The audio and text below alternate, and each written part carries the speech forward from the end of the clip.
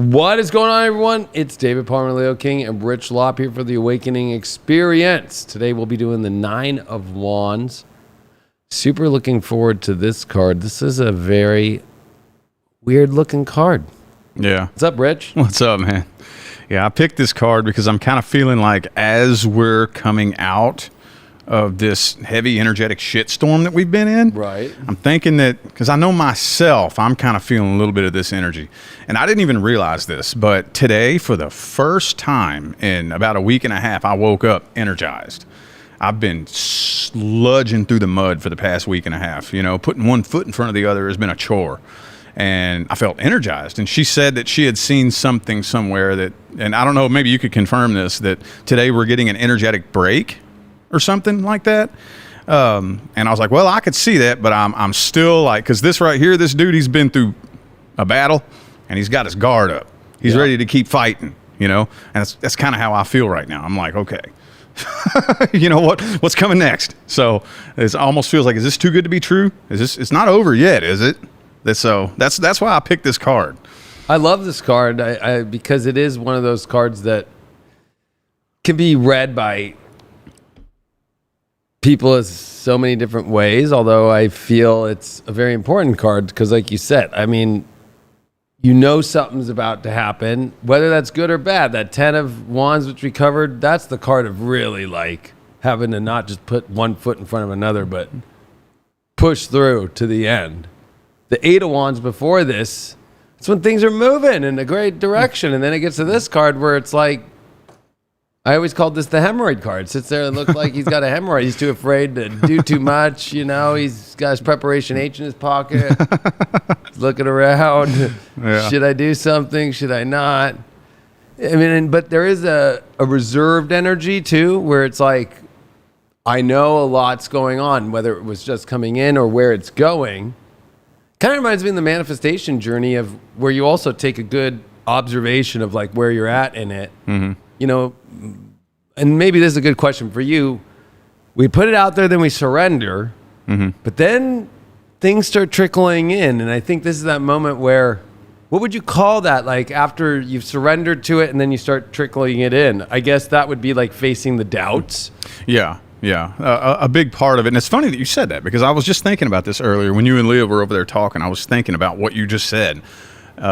Because of everything that's been going on here with, you know, where my career's headed, with where your career's headed, and, you know, and whatnot. And when you're on that manifestation path, most of the time you're going to experience so many challenges. And when you step off on the path, things are going to go wrong. You're going to experience problems and challenges. And this is what really determines whether or not you're going to carve that timeline out to really make it to where you want to go, as to whether or not you can trust that process. And a lot of times it's really easy to end up in this energy because things go wrong, people fuck you over. You know, you experience so many challenges and problems that you end up not trusting the process. And you think you're doing it all wrong. You think you're on the wrong path. People come to me all the time in readings asking me, am I on the right path? Mm-hmm. And most of the time, the reason they ask me that is because they've been experiencing so many problems and challenges. And I always have to tell them, yes. As a matter of fact, problems and challenges very frequently can be a sign that you're on the right path and you're about to level up. You know, does that make sense? Yeah, it makes a lot of sense. I also feel too, if you think of the whole Wands, it's like the 5 of Wands, and there's always those battles we have between people or people standing, you know, how are we going to all make this shit work? I feel like this is that card to where it's like, okay, shit's working. Shit's moved in the direction I want to. But it's like that moment before I'm taking it on now fully and letting it still be a surrendered moment. Mm-hmm. But also knowing, can I handle what's up ahead too? Mm-hmm. There's that like moment where it's like, let's say you're manifesting a project you've wanted to have, and you know, you've surrendered, and then, oh yeah, it's like great while you're putting it out there, and now it's starting to come, and then it's like, oh, this is going to be this much more energy I'm going to have to take. This much more I'm going to have to put my trust. This much more. And it's that moment where we start, you know, which is ironic because it's usually good shit. Yeah. But it's weird because he does build those walls around him too. So the defense mechanism that we create too can also forget about other parts of our manifesting journey where, you know, it's like, okay, yeah, that's happening. All right, well, okay, let me figure that out. And then let me keep moving on other things. I feel like this is a card where it's like, if you just focus on just that, then the manifesting process can get too much to where then you're doing the opposite of the surrender, and then you're forgetting about the other things too. I feel like it's almost like where you don't ever want to encircle yourself into just one part of the manifestation journey. You want to always, all right, that's working. This is taking some time while that's happening. Because that's where I feel people fail, is then they get entrapped. You know, it reminds me of somebody stuck in their bedroom, not like the Nine of Swords, which, you know, is just like so focused, but he's hesitant to make a move. He's not in a place to where he's freaking out, but he's feeling the hemorrhoid too much. Yeah. I mean, if you look at him, like I said, he's been through war. He's been through battle. He has a bandage on his head. Like, it looks here like his clothes are torn. So he's been through some shit. So he has some trust issues. And especially like in love readings, this comes up here.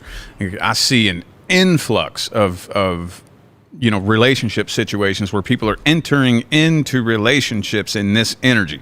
Like, my last ex cheated on me, the ex before that cheated on me, the ex before that ghosted me, and all this shit happened, and you haven't done an ounce of healing? Now, what the fuck are you even doing getting into a relationship if this is your energy anyway? This is understandable. Yeah. I'm not saying this energy is not understandable. I'm just saying that sometimes when we find ourselves so beat up and just so, like, ready to, you know, don't trust nobody, you have these trust issues and you got your guard up, then like a relationship is one of the last things you need to be worried about. But on the manifestation path, I think this is indicative of all the challenges and obstacles. And like you said, shit, this next thing's coming in. It's going to require a whole new level of me. Right. And it will. Every next level requires a different version of you, a little bit more optimized. And it's people get confused. One of the most common reasons why people jump on the manifestation path is because they're confused. They're convinced that it's going to make things easier. And the analogy I always use, I may have said this on the show before, but it's a lot like a young child who thinks they want to grow up because they see grown-ups allowed to do whatever they want, or so it appears. And grown-ups are always trying to explain to kids, you don't want to grow up. It gets harder. And the manifestation process is very similar. You know, broke people see rich people and they think that, oh, well, that rich guy must have it easy. And it's like, no, the fuck he don't. Oh, no, he don't. He has pressure on him that you couldn't even wrap your mind around. And this right here is that realizing that that's what the next level is going to be, and being very, like you said, reluctant or hesitant to make that next step, you know? Yeah, it's like reminding me of like a Tinder date that looks too good to be true, and maybe it is. But then when it comes to now the real shit, like, that's nice. You had the one night stand, the dinner was nice, things went good. When it comes to the real thing, you always see people kind of go into that pause mode of just like, well, yeah, this Friday I'm actually with my friends. Yeah. And da-da-da-da. Is it really because of your friends? That's what, when I was in the dating scene, I used to always be like, because to me, I feel like it's like, if it really was as great as it was, sure, there's shit like that might have been pre-planned, right? But usually that would have been said during the date. Like, hey, like, yeah, what's going on in your life? Oh, the next weekend, I'm having a family thing, da-da-da, right? But when it's like, out of nowhere, like, oh, my girlfriend's having a thing. Oh, well, that didn't get brought up. You didn't get in the combo, or maybe it was just like some people get that home run. They just meet for a second on Tinder and bang, and then they fall in love in a second, and they're telling each other it's going to be forever. Rarely, yeah. And then, you know, by Friday the next week, it's like, yeah, no, I got to go to the friends. And then this card can last a while when you're not aware of it. And, you know, I see it a lot in people who are too afraid to just confront the person and be like, hey, like, you told me you were down to look for a relationship and be more into it. And we've all been on the side where we were hesitant. And usually it's never about the person.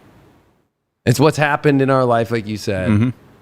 And then we can project that on the person, though, and then find, you know, that's, you know, I don't like the way this person is or whatever. And it's like, well, why? And they usually are just like, I don't know. They like to hang out with their friends. It's like, well, that's a good thing. Yeah. So it's always interesting to see the pause. You know, it's like the crazy spiritual seizure that people go through. Like, it kind of reminds me of this one time when I was in my early 20s and I sabotaged a relationship because I was so insecure And at the time, I had no self-confidence. And somehow, I pulled this little dime piece. And in my mind, I'm thinking, what the fuck does she want with me? There's no way she wants to be with me. She's way out of my league. This is the way I thought back then, you know? I had no self-confidence at all. So I sabotaged it because I was convinced I don't know what she's going through, what kind of crisis she's going through, what she thinks she sees in me. But one of these days, she's going to wake up and look at me and say, ew, no. And she's going to fucking destroy me. So right. I got to leave first. So I sabotaged it, you know? And it was this energy right here because I've been through that before. And then I feel like there's people who take this card and go I've been through this, I've been through that. And it almost kind of reminds me of a card of like, come here and take care of me and feel sorry for me. Because the way that he's all bandaged up and he's got his walls, and people use that as like a fucking tactic in relationships, which is kind of crazy. Like today, not gonna lie, this is the 2-year anniversary of my dad's death. So, oh shit, it's 9/11's a weird day for me now. Yeah. But it's not like I'm like, my dad died 2 years ago. I need a back rub. Yeah, well, this is the first you even mentioned it. I didn't even realize that. I know, yeah, right? Yeah. So it's like, and I thought about making a post about it, but I'm like, do I do that every year? Yeah, I was the same way when my grandpa died. I didn't say anything about it for years. I mean, I used to post about it, and I've talked about it, but it's just like this year I'm kind of like, do I really need to post about it? Yeah. Maybe it's time for me to... I moved on my life, and focus on the things that are good. Yeah. So this card can also be just where maybe it's not a relationship or maybe it's nothing, but it's like you do get those pause moments in life when things are moving good. Like the Eight of Wands goes in a great direction. But then it's like some people aren't ready for that direction until they realize they're almost there. It reminds me of the hesitation of like, yeah, let's go on a trip. And then like you get in the car and people are like, I don't know anymore. And it's like, what do you mean? Yeah. Thought we were going on a trip. And you can see people do that a lot. And I don't think it's a card to, get pissed at people about. People are in their own space. But I think the hardest part of this card is the self-consciousness of you blocking yourself from things that already, it's weird because it's not the initial block. It's like the block before the goodness really starts to come, which is the hard work, which is the finish, the full get to that place. And, it's somebody who takes the job interview and then they're like, all right, do you want to start tomorrow? But because we're excited about this one's good. So excited about the job, but then they're like, great, we want you to start tomorrow, but you're not really ready to work yet, are you? Yeah, you still wanted another week of watching television and smoking weed and playing your PlayStation. Mm-hmm. So then you're like, oh, actually, my grandma's in town. She's got hemorrhoids. I've got the cream.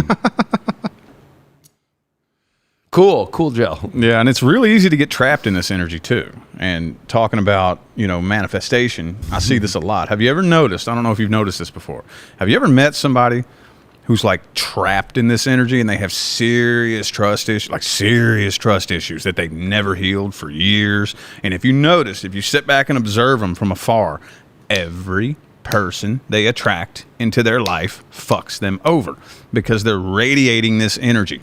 Because right. After a certain point, you got to be careful. And this is the hard part. This is where it gets so slippery. Because, like I said, I understand this energy. I'm not saying that if you're guarded because of past trauma that you're a bad person, but you have to pay attention to what you're saying to the universe.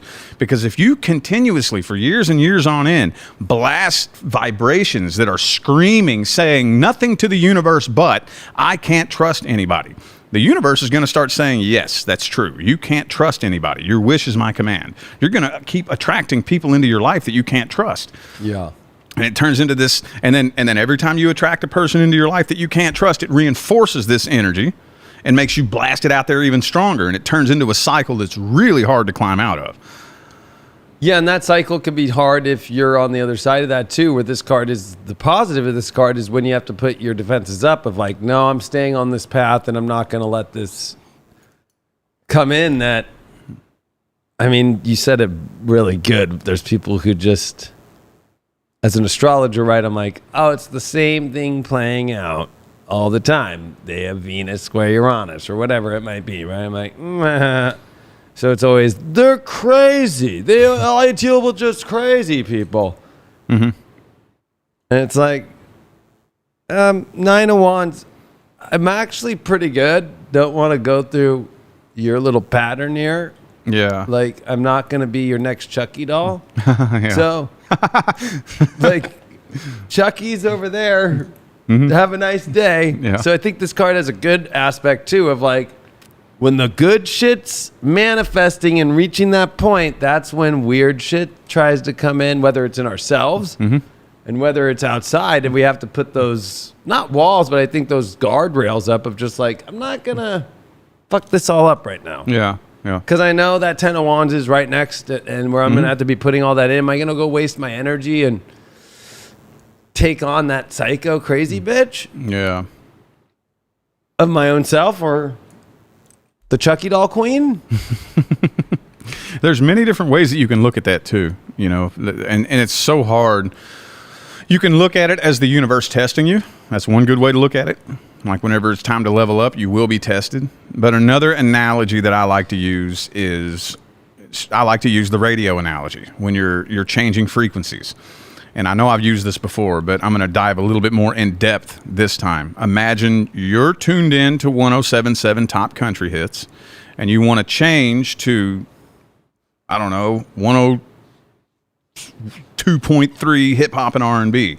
Well, as you're changing,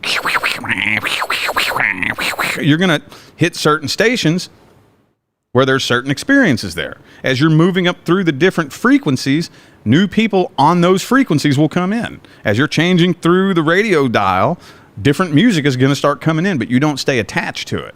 Just because you stop, you hear a song you like, oh shit, I like this song. Well, that's not where you're going. So don't get attached to that fucking song, or you're going to stay there and continue experiencing what's on this frequency. So people start moving up through the different frequencies to go from, say, for example, they make $30,000 a year and they want to make $300,000 a year. Well, as you're making that journey and, you know, tuning into that frequency, that where that income is coming in, people are going to come and go. And come and go. As you move up to this frequency, people are going to come in, and you can't attach yourself to anyone or anything. And as you move to the next frequency, you got to let them go. Does that make sense?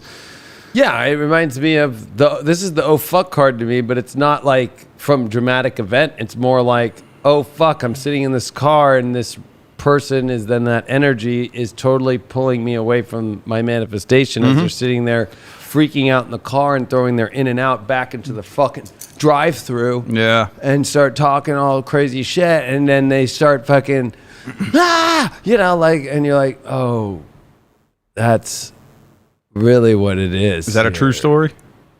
Oh, many like that, yeah. Oh man. I mean, that's the very light tail end of it. But yeah, like I was more the person, I always throw the wrapper trash because, you know, I don't want to litter on the street and I don't want to litter in my car. They already are picking up the trash inside the fast food restaurant. So when I get the fucking straw and I take it off, when they turn their back, I coil it and throw it back in. No. But there's some people who, this is the shit card to me of like, oh no, I really am trying to just be a save a hoe. You know, like it's not the, oh fuck, the craziest moment, but it's the moment of the realization of like, I should have kept my guard up. Yeah. Was the little man thinking more than the big man? Yeah. Or the big man always thinks. But you know what I mean? Yeah. Like, you know, like that's the shit like in life, or gosh, this project looked good, but it was already shady coming in the oh fuck of like, I'm in the walls that I cross. So there's boundaries with this card, I feel, and it's like, I crossed the boundary. What the fuck did I just do? But it's a good card to go, you know, there's an emergency exit of everything in life.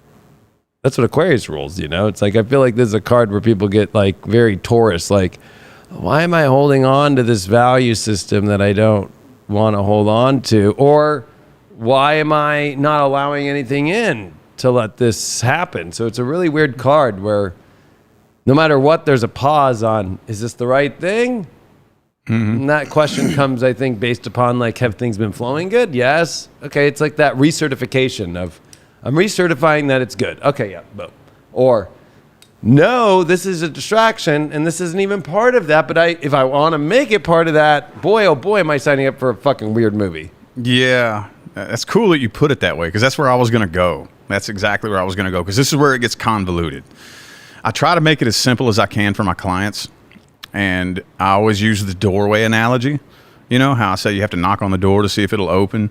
Well, another question that I get very frequently is something to the effect of, I just got this new job offer. Is this the right decision? And usually, again, I try to simplify it. If a door opens and you're invited in, yes, that's a path you should take. But like you said, make it a part of it. It's usually when people ask that, what they're asking is this going to be a positive experience? And the answer is simply maybe, maybe not. But even if it's not, very frequently, if you can trust the path and trust the process, usually you'll end up finding out later on why you went through that. Because we don't grow and we don't evolve without going through some really hard shit. So that's where it is kind of slippery and controversial. Like you said, do I want to make this a part of it? I'm the type, I'm not saying that you have to do this or anybody has to do this, but I'm the type to where most of the time, if a door opens, I'm going through it. It may be filled with really fucked up experiences that I'm just going to trust as part of the process. But does everybody have the tenacity and the determination to make it through that and trust the process? Not many people do. So developing that, without trailing off too far, developing that relationship with the universe and getting out of this energy is I'd call it the catfish radar. Like, this reminds me of like, the pictures don't really look like this is the person. You know when you've ever seen a catfish and you know they're a catfish? I've been catfish, yeah. And when you're like, are you going to be that dumb and fucking still curious enough to go look to just find out? Woo!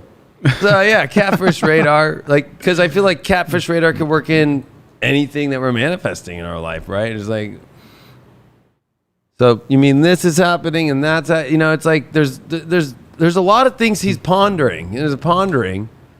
And I feel like, you know, catfish stuff, I don't even fuck with, because I got catfished once in my life, but I was young. It was AOL days. Yeah. You know? Yeah. And she did such a good job. Yeah, that's what I'm saying. I mean? Like, yes. Such a good job. Yeah. Like, and then I remember she finally admitted it like a couple years later. I was like 15, 16, and then she showed a real picture, and I was like, yeah. Why did I... Oh, man. So you didn't meet her in real life? No, why did I put 2 years into thinking... wasting all those random nights on AOL Instant Messenger. Yeah. Oh. Well, I've done it, and I've actually been pulled into it.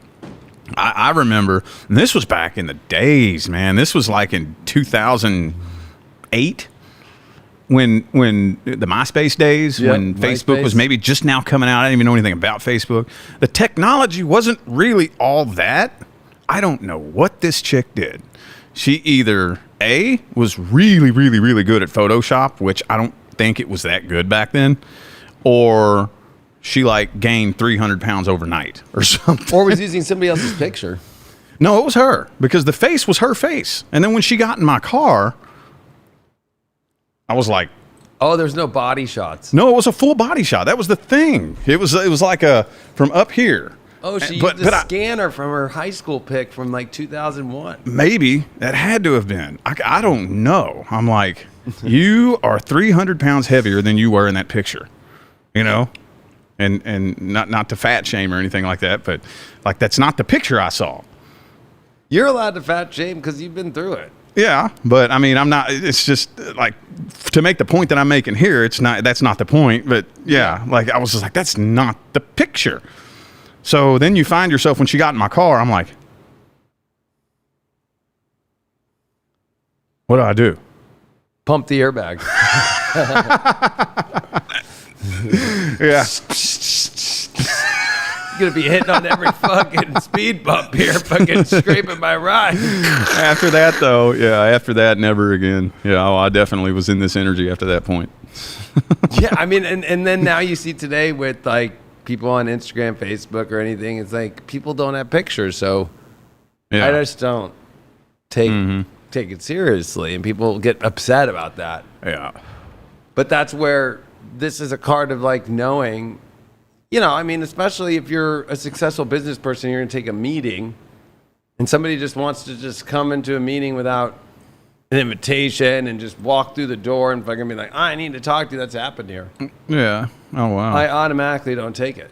Like, no. You're not like, you're just not walking into this place and just fucking, you just don't go walk up into the White House and say, I want to like check the batteries in Biden's AI fucking neck without getting proper authorization from Duracell lithium batteries, making sure that they're cool with the AI company and the robot company, and making sure James Cameron's okay with me showing up to do that. Well, I'll tell you why people get upset about that is because they're hiding something. And when you say that, that exposes that they're hiding something. They think they're hiding behind those fake pictures, and they're not.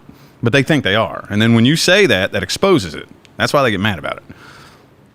Very simple. But this is a card, I think, too, to whether it's a catfish radar, it's a kind of like a fraud radar. And when I mean fraud, it's like I've been trying to get this message out to people. If you're putting up a picture and it's not yourself on your Facebook and it's from a cartoon you like, or it's something you found on Google, that's not even your trademark. That's not even your art creation. So now you're stealing somebody else's hard work and art to represent you. And I get that. It's like, this is my identity, is the little fish in Nemo or something. Yeah. Okay, like Disney owns that. It's not you. So you're already a fraud for taking their shit legally. And then you're a fraud because I don't want to show myself. Or I feel bad for people's cats. Oh, shit. Because I'm a cat owner.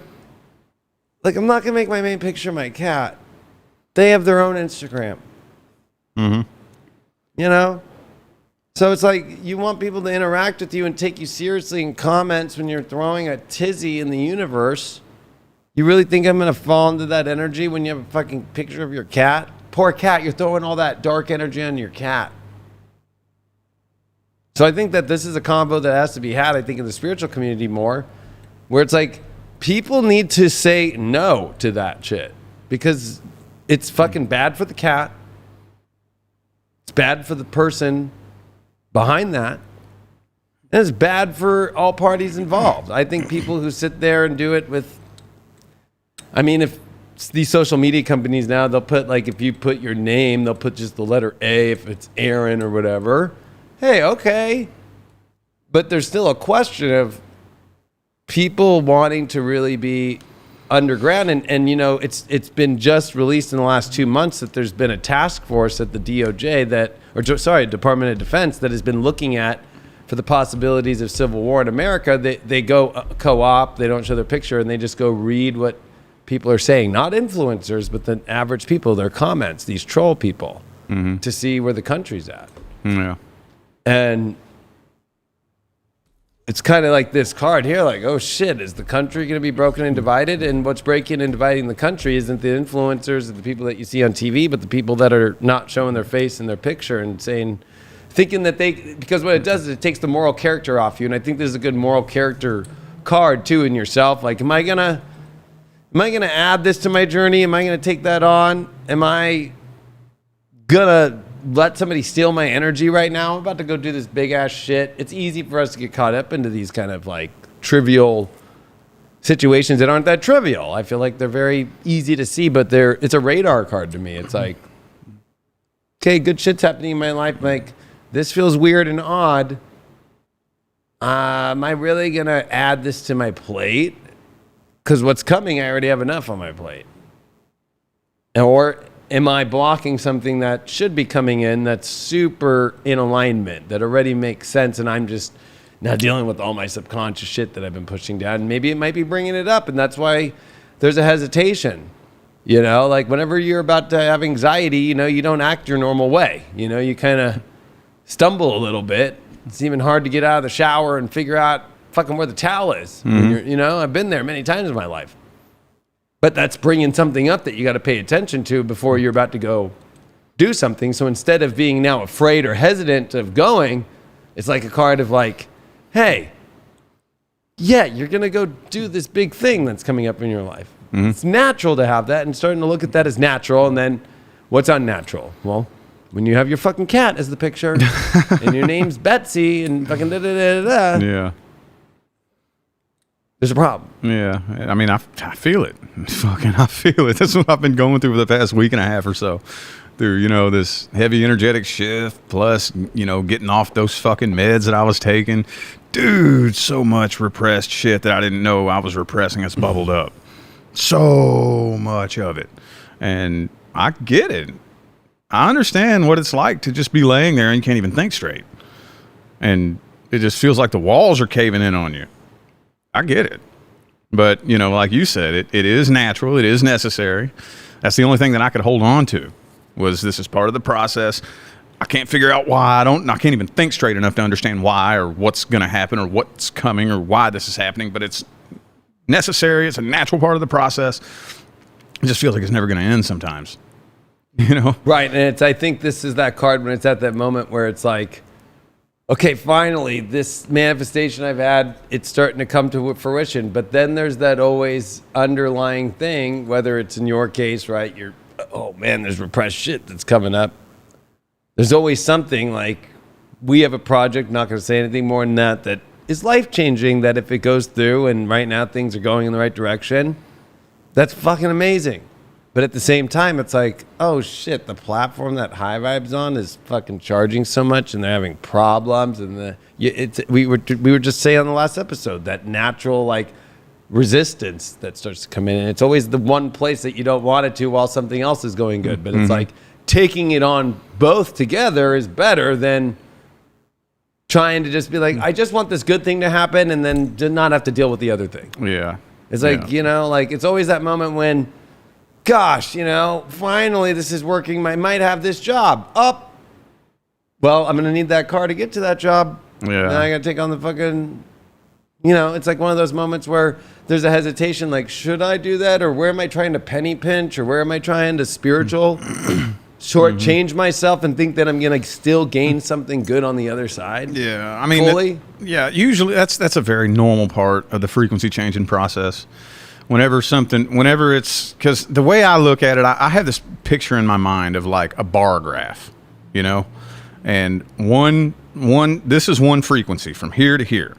And there's all these different variations from this line to this line. But as you get closer to this line and you start crossing the line into the next frequency, that's when almost always, there's going to be something fucked up. Something has to change. There's going to be some kind of headache or something, you know, like when we moved here, my fucking car broke down, or, you know, there's something is going to be a pain in the ass, because when you change frequencies, you know, here in the 3D and in this slow, thick, dense realm, things don't manifest instantly like they do in other realms. Things manifest slowly, and that process isn't a snap of a finger. It's usually some pain in the ass process where something breaks down or something fucks up or some pain in the ass process you have to go through. It's very normal. It's usually, especially when you have something good on the horizon, and then this thing here is fucking up. Like I was telling Leah through our transition here, you know, I kept having to remind her, it's a frequency change. We're making a massive frequency change. When you make a massive, huge quantum leap in changing vibrations, you're always going to deal with some bullshit, from what I've seen. I have never seen anything that goes against that. My whole path has been that way. My whole path, all the mountains I've climbed from under the bridge to where I am today and to where I'm going, every time there's always some kind of pain in the ass, something that you have to deal with from one vibration to the next, you know? I feel you. And I you know, somebody in here was just saying, well, when I've had my identity stolen, it's a lot harder to put my picture out there. It's like, well, welcome to the club. How many fucking fake sites have there been of your name? Yeah. Oh, or mine, yeah. Or anybody's. Oh, yeah. That's the whole part of this card. So you're judging, David. I'm not judging. It's just this is where that hesitation of like, you know, I had kids who made fun of me in school. Like, do you think that's gonna never stop?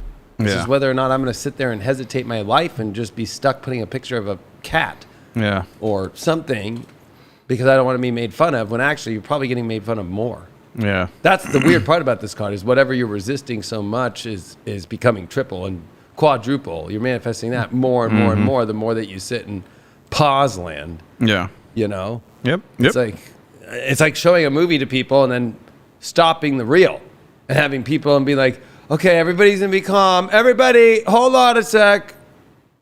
How long can that pause last before the whole fucking movie theater starts going crazy and popcorn's being thrown and all that shit? That's where people don't realize. That's your life. That's what's happening, is when you push pause for too long and now you just, I'll deal with it later, or I'm too afraid to deal with it. Okay, well, people want to watch the movie and they're all in here with popcorn and fucking they got their sodas and they're fucking ready to fucking launch it at that fucking thing. And then there's the one dude who's fucking like gonna walk up the fucking stairs and fucking, motherfucker, get that reel going. And there you are. I'm so sensitive from people yelling and knocking on doors. And now you're in that. You know what I mean? Yeah.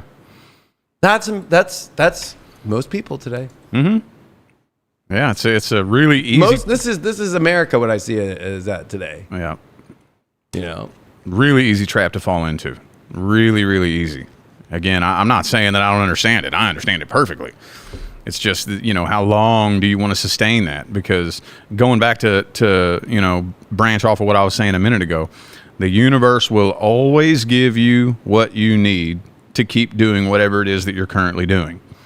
You know, so the corny examples that I always give my clients is, you know, if I decide I want to pursue relationships are going to start running from me so that I can have something to pursue.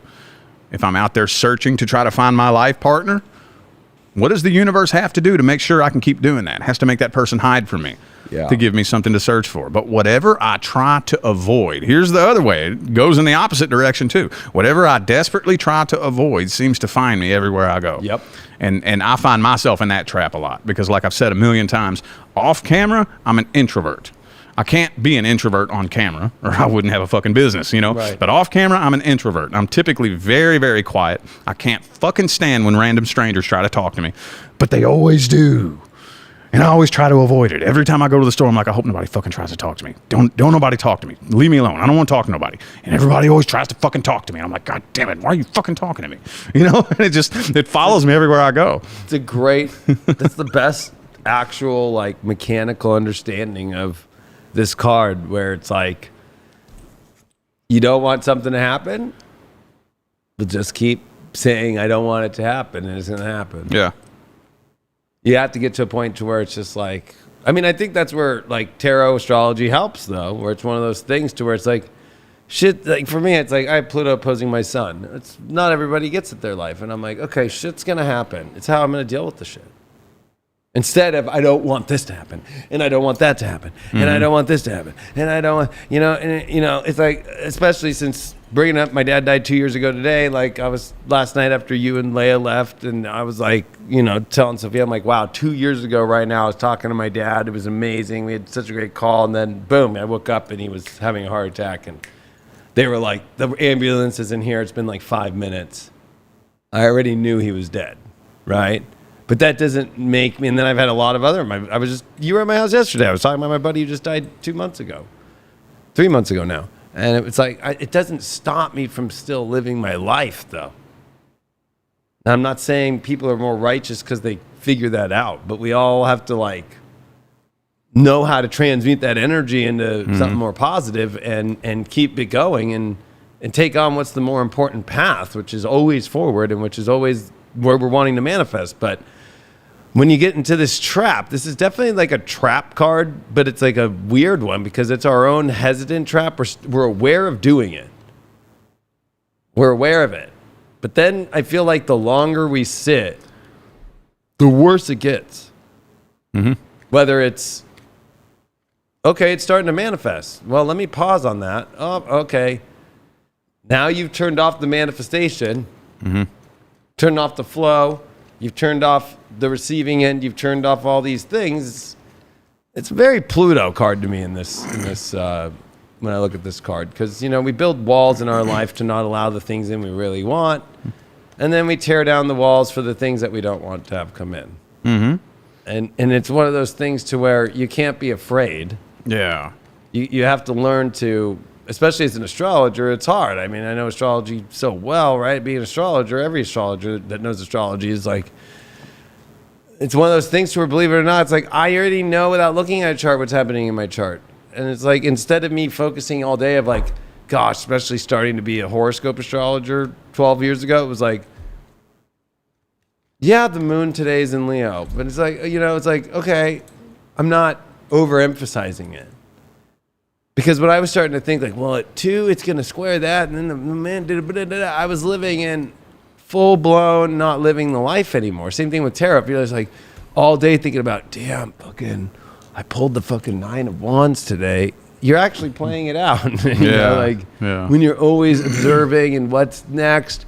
And that to me is not a place that, it's a necessary place for a moment to just have that double check of like, is everything kosher? Everything clear? Okay, I'm good. Everything's good. I'm ready to take this on. All right, let's go. Mm-hmm.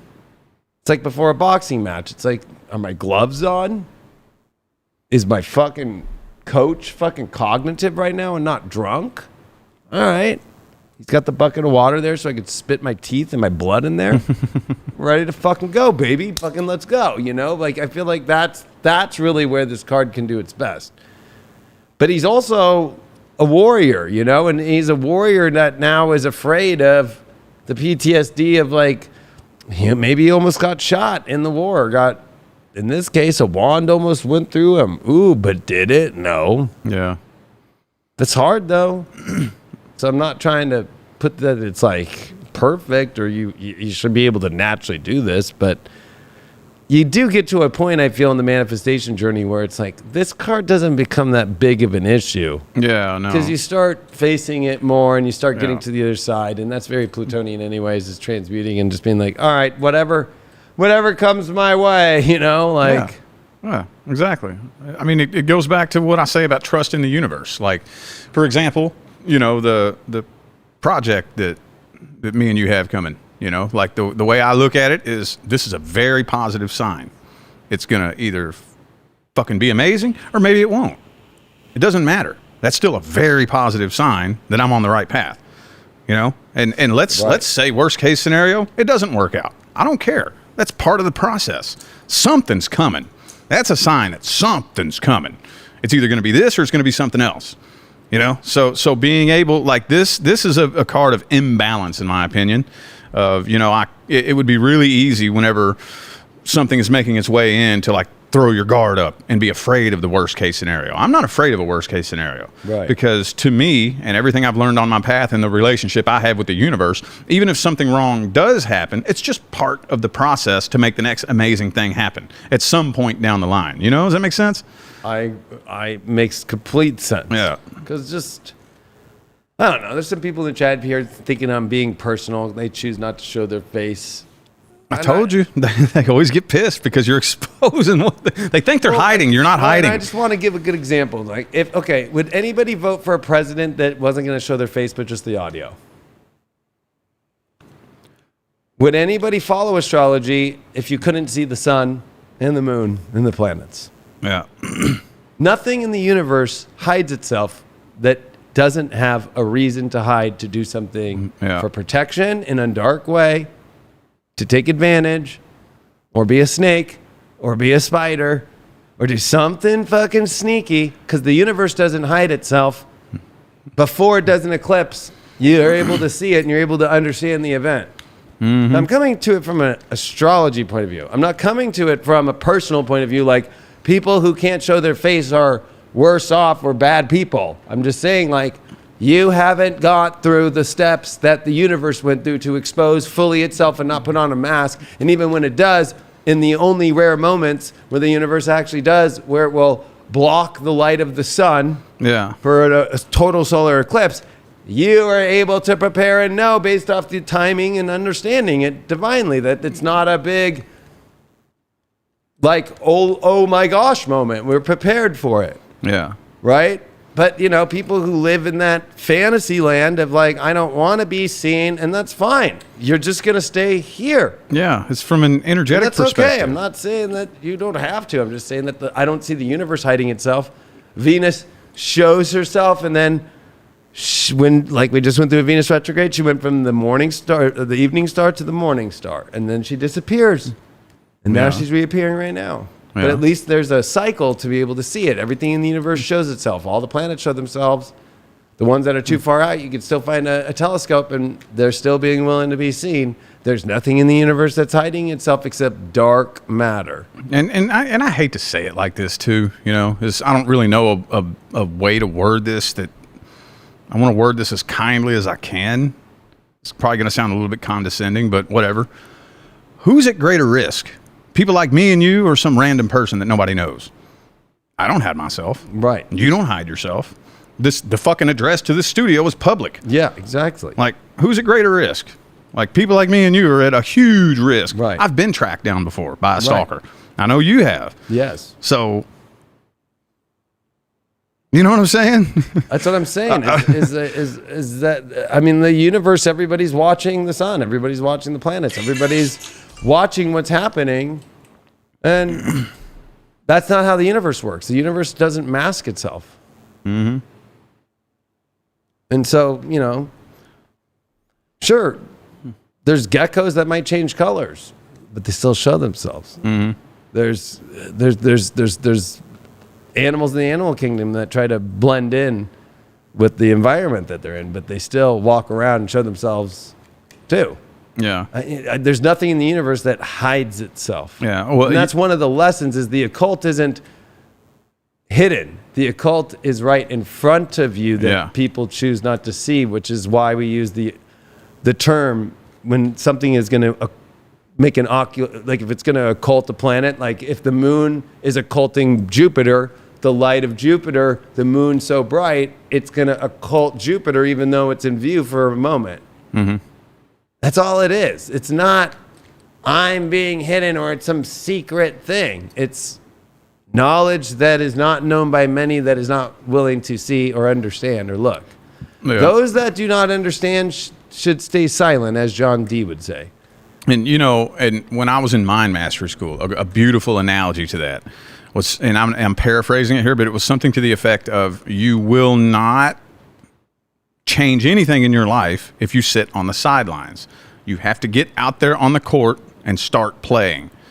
Get out there, start making moves, start making yourself known, start making connections, start doing things, put yourself out there. Or if you're wanting to see a change in your life, you're never going to see a change in your life if you're hiding in the shadows, ever. And that, and again, that's kind of paraphrasing it, but it goes right along in line with, you know, what you were just saying. Yeah, I mean, I don't know any. I mean, and I think that's why over the last 3 years, there's people who don't want the COVID emergency to end. That's not an emergency, because the emergency is they have to take off their masks because they love hiding. Yeah, it's a comfort, and it's been found in all the teenage people in high school that they found comfort because I can hide behind this mask now, and I don't have to deal with the person down in the locker, and they don't have to see me anymore, and they don't have to. And that's scary when it becomes. I just wear the mask because I'm more comfortable wearing it because I don't have to show myself. Yeah, that's fucked up. Not fucked up. That revealed something very dark about people. It revealed, and that's the darkest thing. And that's what I'm saying, the social media thing, we have to really, I'm not saying push back or start some sort of cause, but giving credence to it. And I've called out many astrologers who try, or tarot readers who don't show their face. It's like, who are you? Are you real? We're in a world where we have to see, are you real? Mm-hmm. You real? Are you a real person? Or are you just fucking an AI that is just some dude scratching his fucking dick, fucking making it a woman's voice and putting up a little picture, and we don't know. Yeah.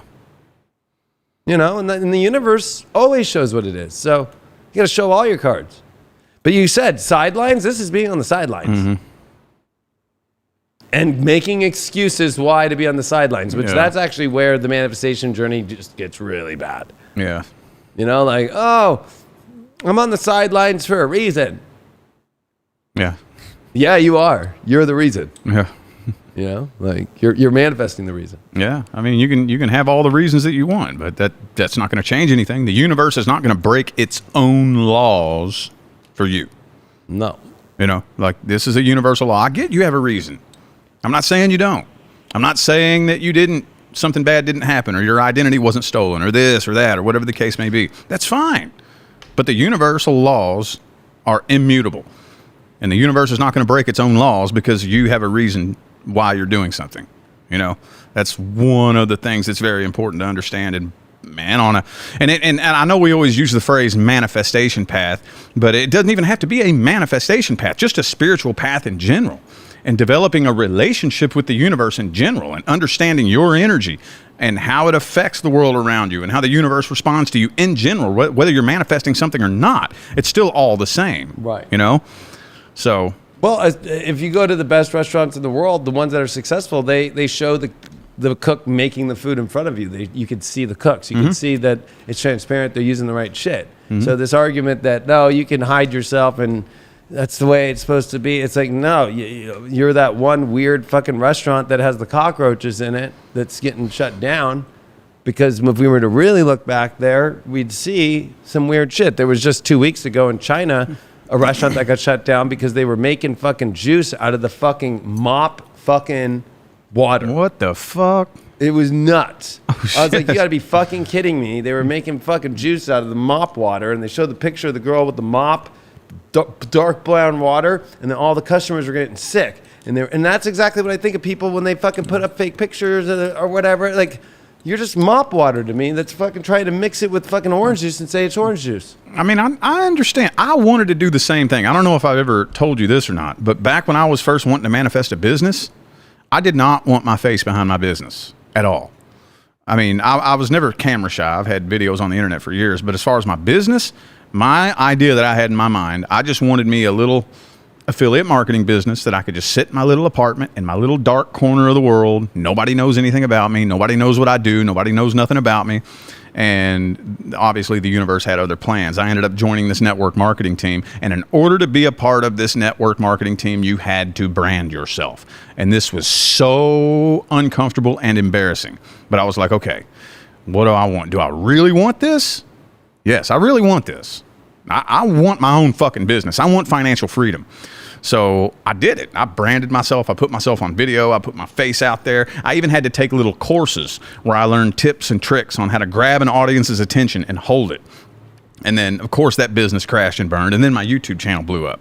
Right. You know, and I did not want my face behind my business, but that ain't going to work that way. I mean, it's just, I don't know, man.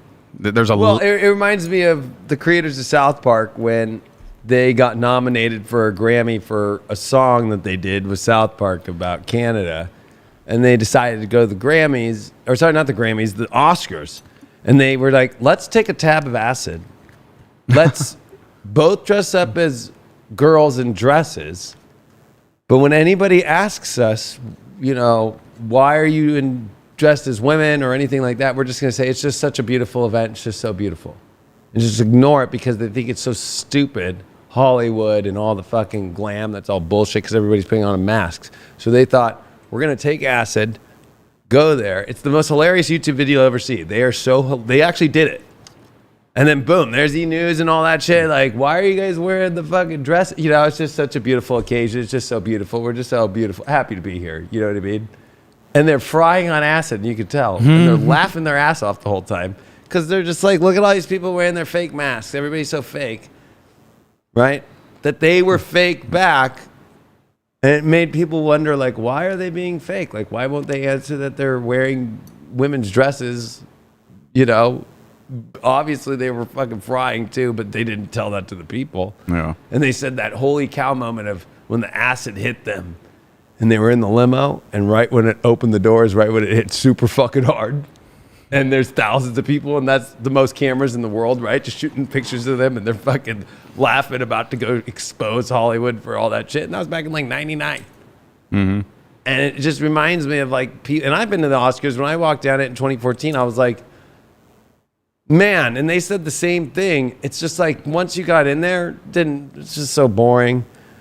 it's like, it's a live event. So it's one of those things where there's this huge screen. It's like, they tell people, unless you're like the main best actor or best actress or best director, like they've got a huge fucking screen that's like, you've got 10 seconds. No fucking, it'll like straight up cuss in there. Like, fucking stop talking. I'm not kidding. I've been there. Right? But if it's the other last people, oh yeah, you get a little bit more time. But they are fucking hardcore. You're not allowed to leave the fucking Dolby Theater until commercial break to go pee, and then you can't come back in. They close all the doors and go, yeah, hold on for the next commercial break. Right?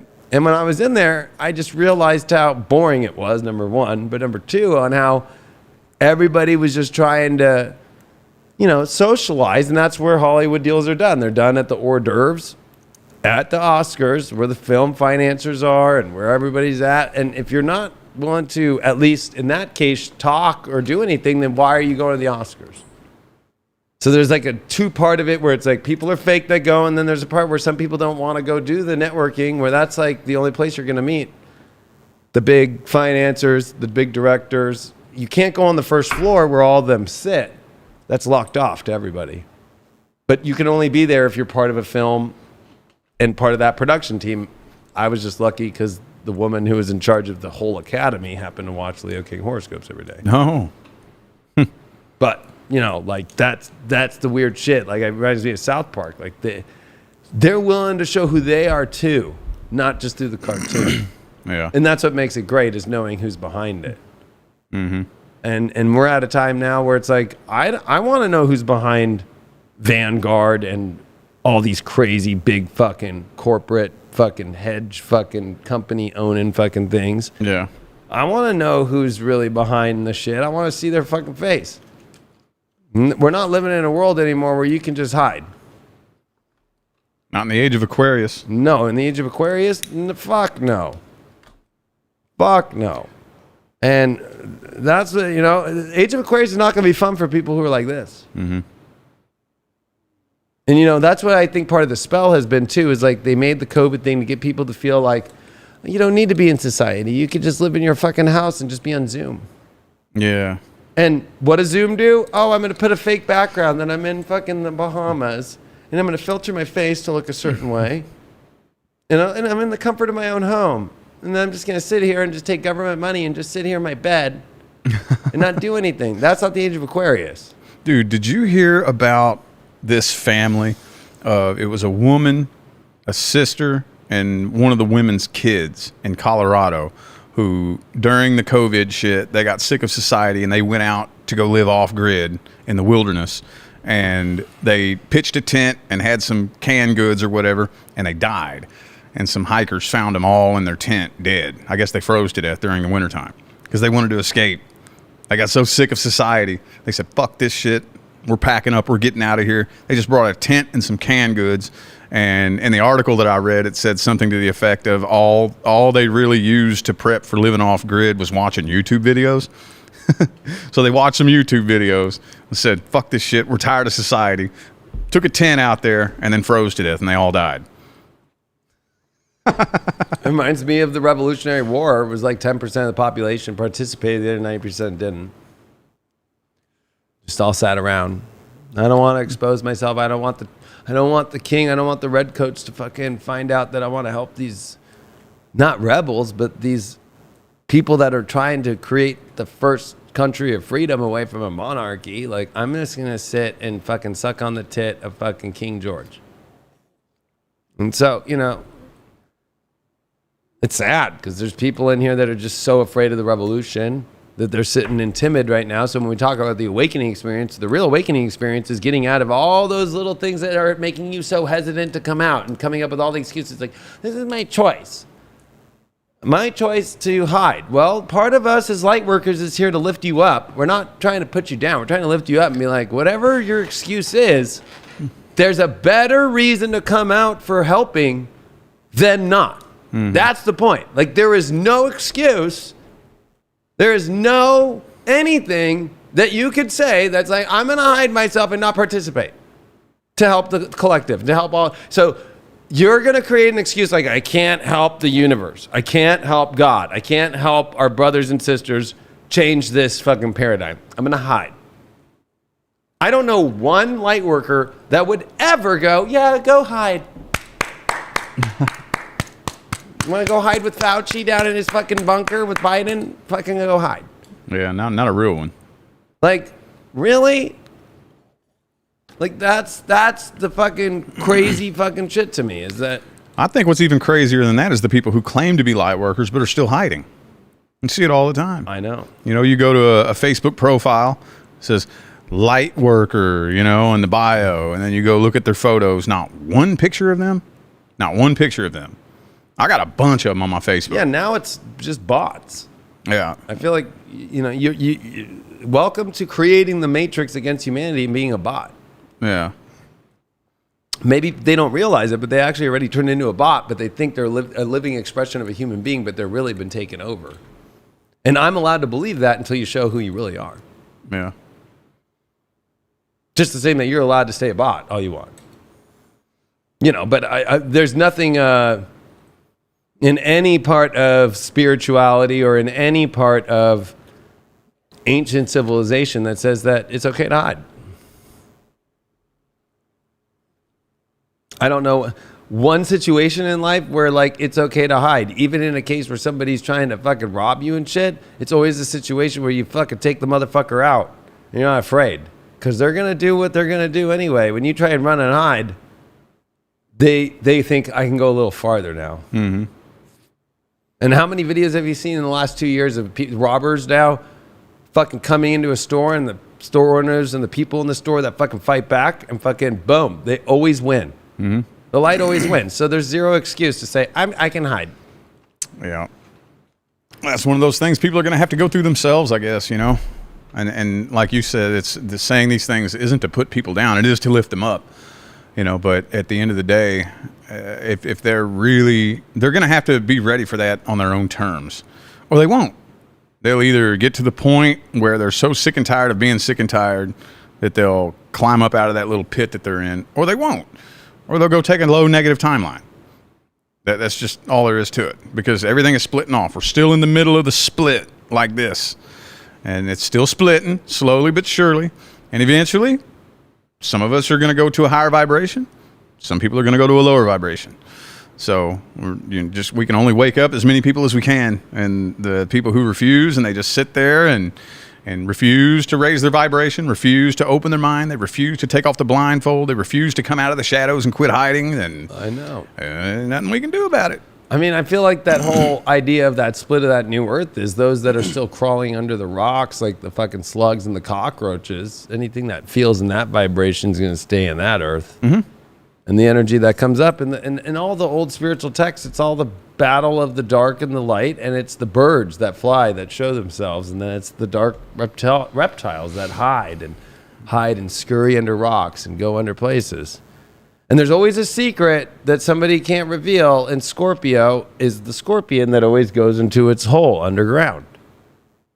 So if you can't come out and be somebody, and that's what this card is, it's the hesitation to be somebody. It's like, what are you so afraid to expose yourself? You can create so many fucking excuses.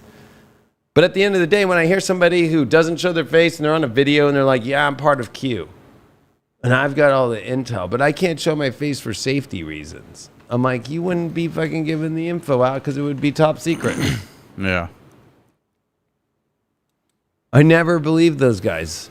Like that Jose guy or whatever that goes on fucking Nino's Corner all the fucking time, and everybody praises this guy. He just shows him in his cowboy boots.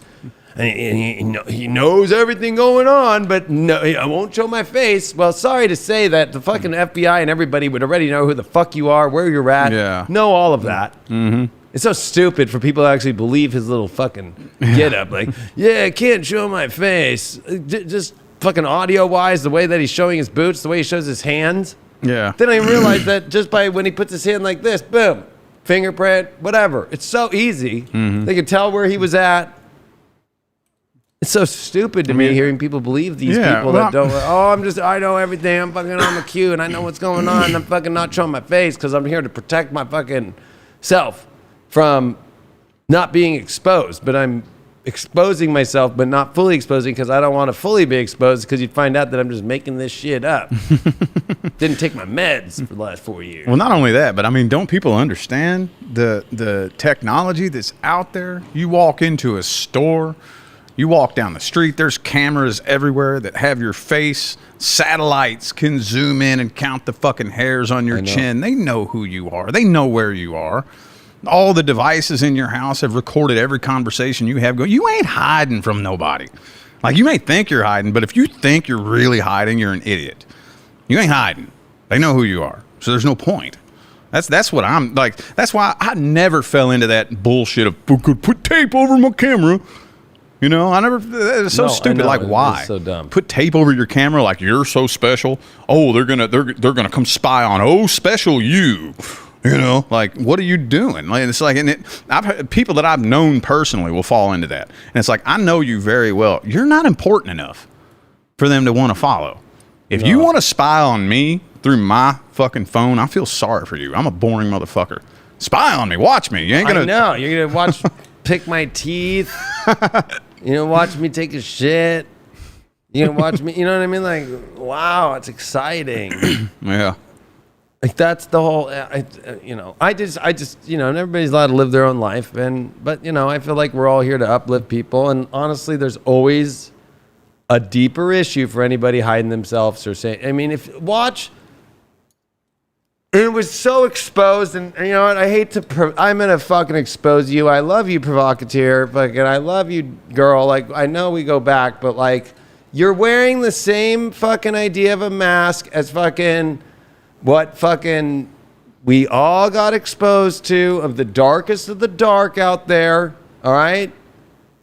I'm trying to think of the name of the movie right now. Fucking with Tom Cruise, fucking, and Nicole Kidman when they broke up in that movie. Eyes Wide Shut. Eyes Wide Shut. Yeah.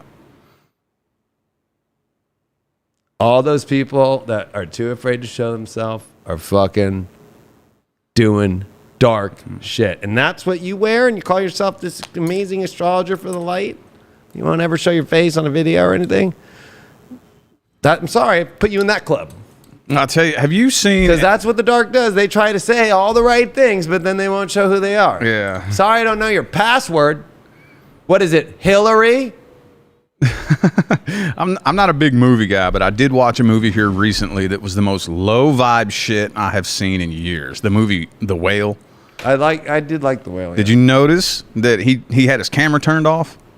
Yes, I know, because he didn't want to show himself because Yeah. he was that fat. Yeah, he would sit and teach these classes, and he'd turn his camera off because he's this big fat whale looking dude. And then finally he starts saying, "Fucking write something honest." And he said, It was his daughter, that wrote that honest shit. Yeah, and then he started going through and reading, y'all wrote some awesome, honest shit. Now let me be honest with you. And he turned his camera on for the first time. Then he threw his laptop. That's the epitome I know. of hiding. Yep. That's it right there. I know. It doesn't matter if you have a big fucking sausage that's been ingrained in your face, a mole that's got 80 fucking hairs coming out of it. Yeah. Doesn't matter. People only associate spirituality and truth with fucking transparency. Mm-hmm. That's how it works. We don't trust anything that's fucking all hidden. And I feel like this is that part of ourselves where it's like catfish. This is like my catfish card. Like, I'm not going to say that somebody's truly from the light till they show that they are fucking saying the light work purely from who they are and aren't afraid to. You can see the expression of their soul only by seeing it. Mm-hmm. You cannot just hear it. You can sometimes read it, but there's always at least some sort of documentation where they were willing to be painted, where they were right. Like, there's always something in history that shows us the representation of it, and so there's zero excuses to being in that space. Just they're still in their shadow. None. Sorry.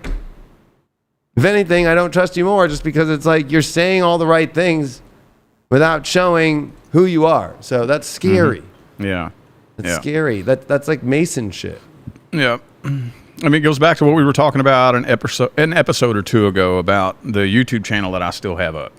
That embarrassing, stupid ass shit I have up from fucking 2010. Like, put it all out there. I put it all out there. Everybody knows my story. I don't have anything to hide. A lot of it is very embarrassing. I look back on a lot of my past and I cringe. It's so shameful and embarrassing, but fuck it, it's all out there. You know everything there is to know about me. And in a way, as embarrassing as it is, nothing is more painful than hiding under all that. I know. You know, because I did too. That's why I say these people, they're still in their shadow. It's back when I was still in my shadow, I hid a lot. I put on a fake persona a lot. I wore that mask a lot. So I understand what it's like and what it's all about. And eventually that shit gets so fucking heavy. Nothing is going to change for you. Nothing. You're never going to see anything good happen in your life, you know? No, and usually then people like Larry Sinclair come out and go on Tucker and expose you like Obama, right? Like, you know, like... But you can hide as much as you want until the paddleboard with the chef and his clothes off are fucking, oh, no big deal. Or Larry Sinclair's out on Tucker exposing, you like to get your dick sucked while you're smoking your crack. Like, that shit just starts popping out the more that you do.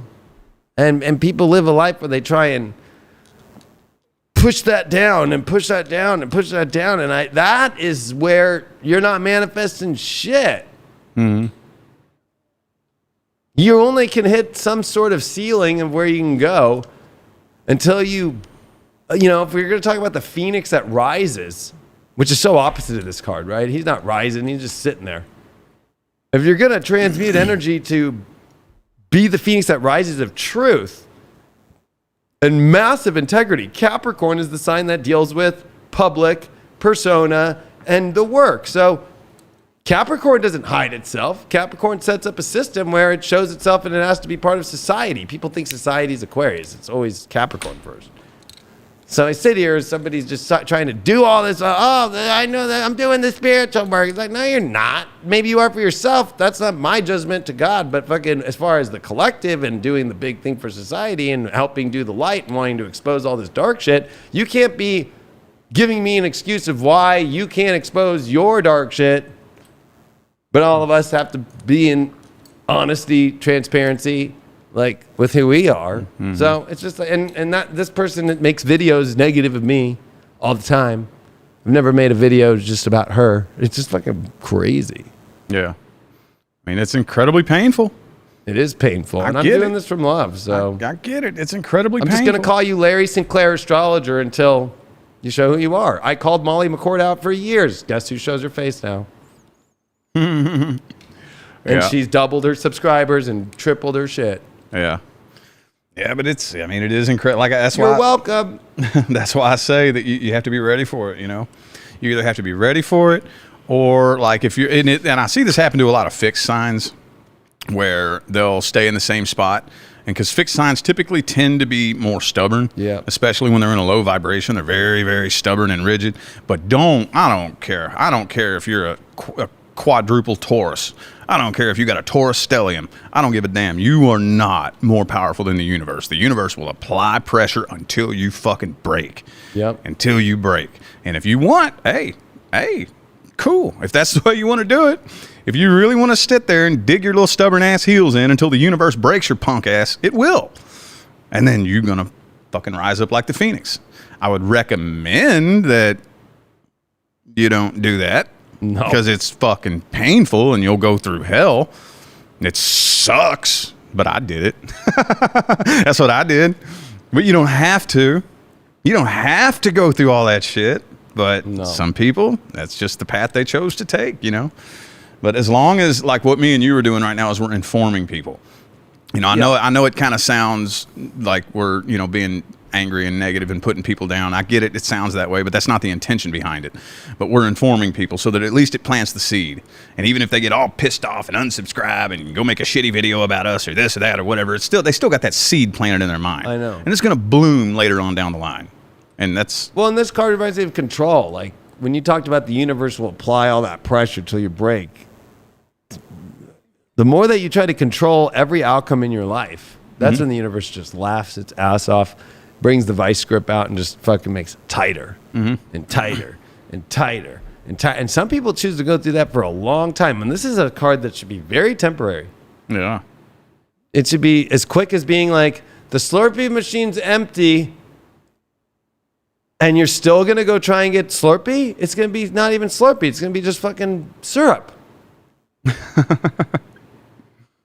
Like, and you know what I mean? So it's like, you know, like I want this now. I want it to look this way. I want it to always be looking this way, and I can do it however I want. You know what I mean? The universe is going to apply enough pressure to fucking expose the truth of who you are always. There's no lie that can be held forever. There's nothing. There's nothing. Whether I want to go into Emerson or I want to go into any of that shit and English traits and all these things, like it's untasteful. If I want to get Emerson on you. It's untasteful spiritually, and in understanding of the spirituality of the late 1800s, it's untasteful. It's not moral, and it is the most disrespectful thing to put on a spiritual mask. And I have all of Emerson's original series, original from the 1880s. And so if you want to get into that transcendental spiritualism of the 1880s, which brought us to where we're at today with like light work and new age stuff, go read your Emerson and then try and tell me that it's tasteful to spiritually hide yourself and not expose the richness of the soul that you are inside. That's the whole part, is he's not seeing the soul that he is. He's seeing everything that's outside that's not his soul. Yeah, you know, and I feel like there's this weird missing piece. There's like a missing puzzle piece between the 8 of Wands and the 9 of Wands. There's something missing there. Something happened. Yeah, the movement of getting to a place to where it's going to show up to where, unless you're going to get to that 10 of Wands where you're going to make it to where you need to go, the X factor, the 10th, Roman numeral 10, where are you hiding? Where are you being too scared? Where are you being, you know? So it's like, lift off, then hold on. This is the captain speaking. Anybody who's wearing a mask must take it off now. I don't want to. All right, you're going out the back with a parachute. Same thing happens in the military. Like you get too scared in boot camp, you get too scared to go to war or whatever like that. Like, there's a place for you. And it is always not some demonic or hard or restrictive place. You're picking up trash. That's where they take you in the military. They take you to a part of the base where you're part of an undesignated, they literally call that. So somebody who can't expose who they are is undesignated.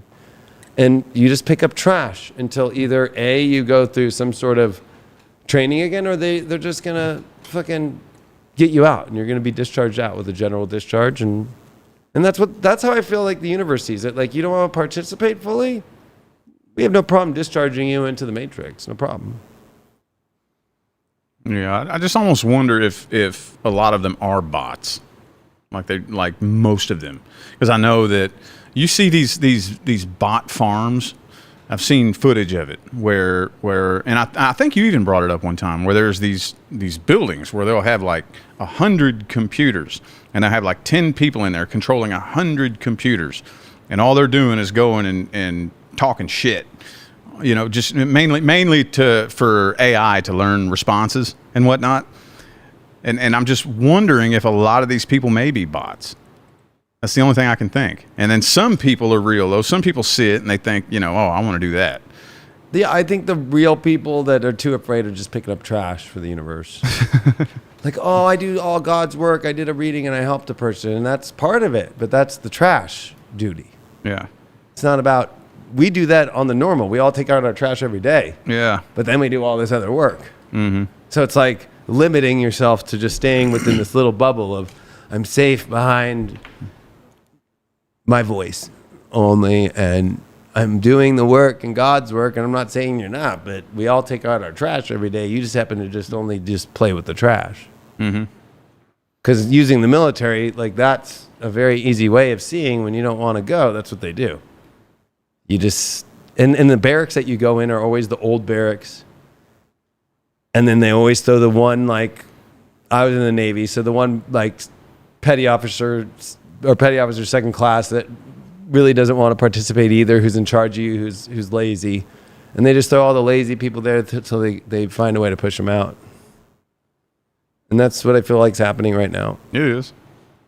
It is. And that's fine. Like I said, I mean, I guess there's some people that aren't going to make that shift. They're not going to. I mean, it's when you want to think quite literally, light work. I'm not going to keep hammering on this point of, the fake spirituality. We've hammered on that so many times that I don't need to keep repeating myself. But I will say that light work, when you turn on the light in the dark, you're going to expose what's in the dark. Yep. If you're hiding yourself, you're not a light worker. You're still in the dark. So turning the light on, real light work is normally ugly and uncomfortable. Real light work. People don't understand that. They think it's this, easy breezy, fluffy duffy, floating on a cloud up the mountain. Not always. There's the moments. I won't say there's not. There's definitely moments. But you got to there's so much shit you have to go through before you get to that point. You don't just go from the bottom of the mountain to floating on cloud 9. You got to go through a lot of bullshit that's painful, and it sucks, and it's a nightmare, and you're pulling your hair out, and you're scared as fuck, and you still get out there and do it. You still put yourself out there. You still put the light on your face and let everybody see who you are, as embarrassing as it is, and as shameful as it is. And you still, the light is on. I'm exposed. Look at me. This is who I am, and it's painful. But you're not going to get to that cloud you want to float on if you don't go through that. No, and that's a great way to put it. In the movie Enemy at the Gates, dealing when the Nazis were invading Stalingrad, which had the name of Stalin, so that was a city that Hitler was really wanting to get. And the Russian officer is like, this is Stalingrad. This is the name that wears the boss. Nobody here has balls. And all the fucking guys are all the officers are shaking like, I need some ideas. Our boys are just running out there like pussies. Right? And it's the dark. It's the Nazis, right? That are killing them. And then fucking they're like, all the scared men, shoot them. And he's like, no, we've already done that. And then there's that one guy who goes, show them hope. Show them inspiration. Show them that there's a reason to do this. And then he goes, we need to find somebody who's amazing, who's showing that they're heroic strength so we can show the others to be heroic too. That's the point. So, of course, that movie is about fucking Jude Law becoming the sniper. And it wasn't like he was fake. He really was the best sniper. And then the whole country went around him. And then that made people want to join the military or whatever. I'm not saying I'm here to promote war, but spiritual place that we're in, if you're just going to be in the background shaking in your boots about some little thing of, well, I don't want to be seen. Well, it's those that we inspire to inspire others to join the revolution. You can't inspire if you're not a physical representation of that. Mm-hmm. And that can be seen. Sorry that you and your cat in your house in your apartment and a couple little people see it. No, that everybody's got to see it. Yeah. One excuse that I hear a lot is, I don't want to be narcissistic. I don't want to be condescending and conceited and whatnot. That's an excuse, It's like, well, what do you think you come here to do? To emit love. Just because you love yourself doesn't make you a narcissist. That's a buzzword that gets thrown around so fucking much, and the love of the self. What do you think you're supposed to love? If you don't love yourself, if you're not emitting love of and from the self, then what do you think you're here supposed to love? You can't pour from an empty cup. Does that make any sense? It gets real twisted and turns into this cycle of a snake just eating its tail, making no progress whatsoever. No, and even the way to play this card is, I think when it comes to, this whole part of having people show who they really are, we've said our piece. That's the best to do. And people can only make their own things. There's no judgment. It's here to help. But then at the same time, we don't have time to just sit here and just talk about that 24/7. And you can't, I think we get in that place where I said earlier, you think, oh, I could help this person. And then you get stuck. Mm-hmm. And it's like, there's just no more time to help those people. I've already gotten so many downloads. It's already clear that there's so many light workers here that just aren't going to do it fully, that they're going to be, they don't realize it. They're going to be just like putting their hand out and getting asked to get crossed across into the boats to move to the other side where we all need to go. Like, you know, like they think that they're up going to be doing that, but they can't even do it themselves. Mm-hmm. And it's like, last call. Shit's going down right now. There's governors trying to say, oh, yeah, you lose all your First and Second Amendment rights if we throw an emergency. They're testing us right now. Mm-hmm. This isn't a time to be like, let me just be fucking hidden. Mm-hmm. And we talk about how are we going to push back. You can't push back if your fucking picture's a fucking mask, literally. I don't get it. Or if it's a fucking cartoon or it's whatever. Like, it's like, nobody takes that seriously. That's what Capricorn represents too. And we have Pluto finishing in Capricorn.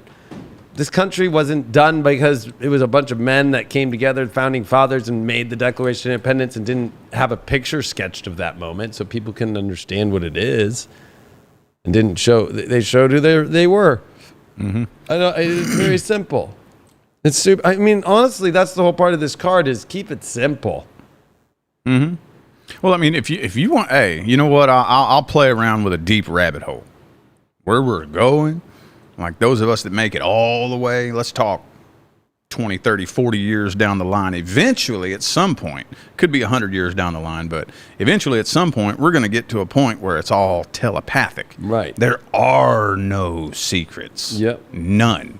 Now, I don't know if that's going to happen in our lifetimes. I guess it's possible. If we would all get up off our fucking ass and get to work, it would be possible. But I already think it's happening. I think that anybody right now who doesn't show themselves, we all feel it telekinesis-wise that we're like, there's something off. Yeah. Yep. It's getting there. Like, we all look at Biden and go, something's off.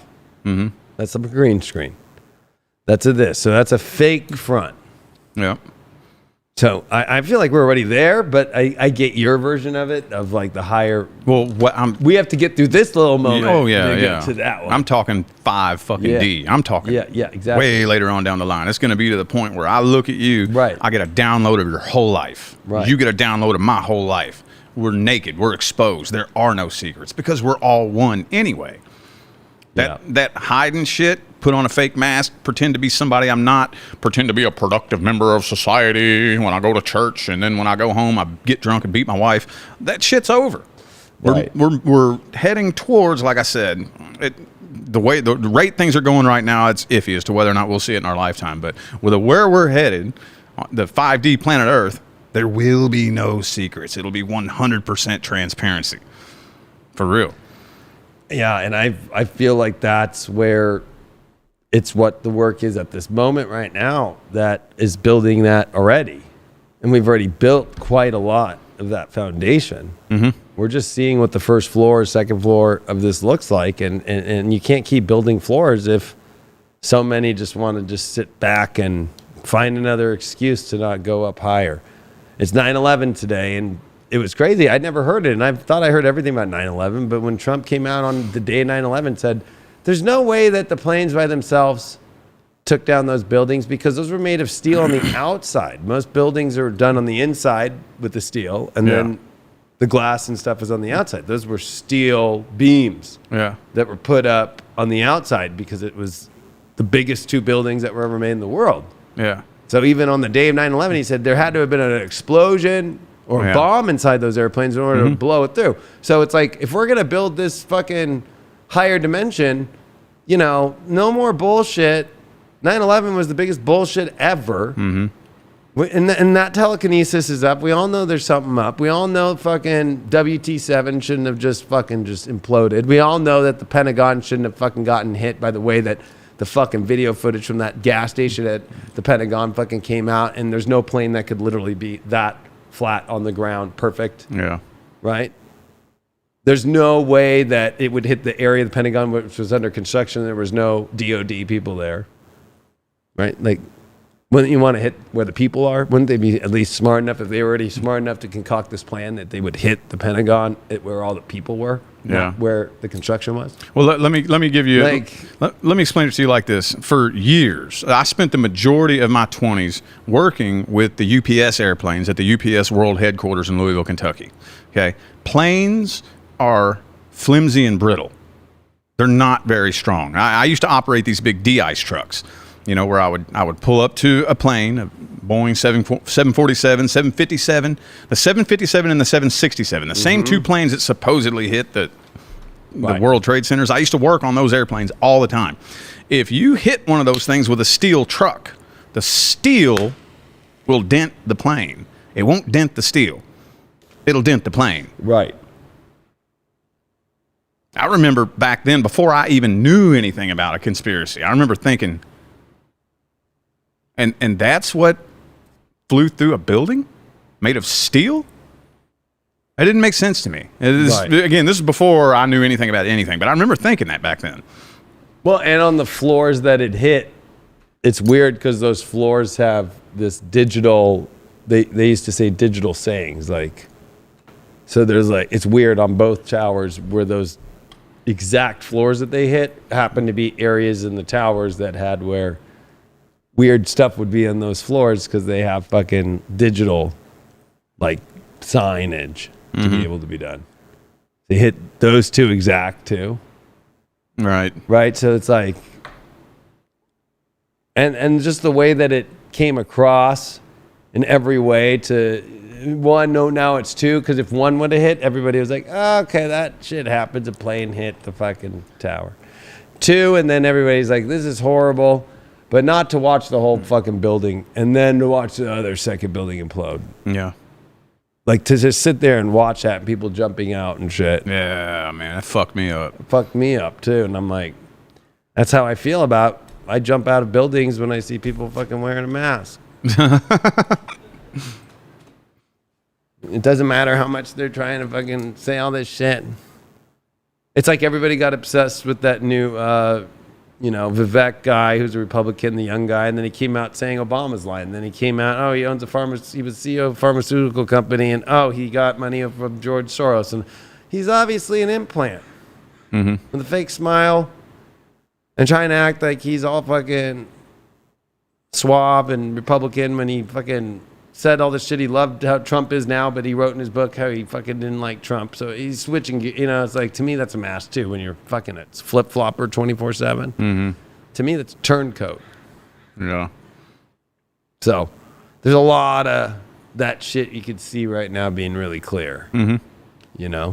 Yeah, I still hold the firm belief that it's intentional, but I mean, I could be wrong on that. Like what we were talking about earlier. A couple of people, I don't know if I want to name names. You can if you want, but I'm usually not real big on that. But there's a couple very popular people who are podcasters and whatnot who are very, very, very, very intelligent. But you can tell when somebody, especially who seems to be more leaning towards truth, but then every now and then will say something that kind of leans towards the lies. And it's like, you said that on purpose. Yep. You're not that dumb. And I think, I hold the belief, and I could be wrong, and I will gladly take it on the chin if I turn out to be wrong. But I hold the firm belief that it's all being done like that on purpose to make people think, wait a minute, what's going on with that? Because you have to flip the light on in people's head to get them to dig in and do the research themselves. That's what they're trying to do. That's the belief that I hold. Could be wrong. I don't know. Yeah, and that could be the light that's exposing the dark by, like, the fact that they're trying to push another shot on people. Yeah. When they already know that enough people didn't fall for it for the booster campaign, and then now they're like, yeah, no, we're going to do this one. It was just tested on a couple mice, and, we're rushing to get this out. And everybody's saying no, yet people, they just keep pushing it. It's like, the light's just like letting the dark expose itself. Yeah. And that's what's really, I think, the question that people are kind of, if they haven't woken up, being like, why now? Now we're this far down the line? And they're pushing this shit fucking as if it's already going to happen. 2 weeks to stop the spread now is 3 years and get your next fucking experiment. And a lot of those experiments end here at the end of the year that the FDA gave. So it's like, last call to make some money. Beep, beep. Scare them. Get some money. Scare them with something. I doubt it's going to be another COVID lockdown, though. I got my radar on because I'm waiting for the unexpected. Yeah, there's something bigger coming. I think they're leading up to where they're getting us ready for another COVID lockdown and this and that, and then they're going to come in and swoop in with something we never would have expected.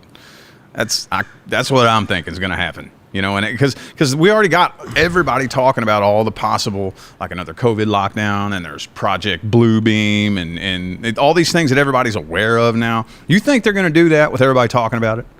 I don't think so. I don't think they're going to pull Project Bluebeam. There's too many people talking about it. I don't think they're going to try to pull another COVID lockdown. There's too many people talking about it. It's going to be something fucked up. I don't know what it is, but it's probably going to be the last thing. Law. Yeah, probably something. I don't know. Yeah, another Pearl Harbor. But in Texas, that's where the eclipse that comes in October, it's going to be close to total. It's going to be fucking a Ring of Fire one, but not full total. But it's a fucking total solar eclipse, and then the one that comes in April, and they literally X perfectly right through Texas. So it's like, to me, I think there's going to be like a scuffle at the border, right? Like something that's going to happen, like Chinese troops coming through Mexico. That's why they've had the whole border thing all weird.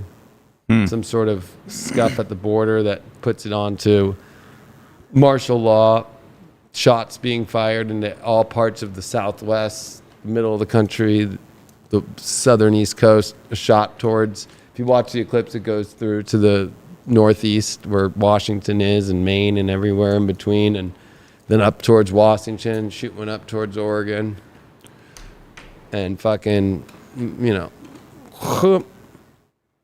and Texas will be the center where there's like a fucking nuclear device that goes off, because that's where a lot of the space stuff is. And well, I don't know. I've heard tale through the truth community that now, like, everything that we see on the media is all artificial, and all the hard work has been done.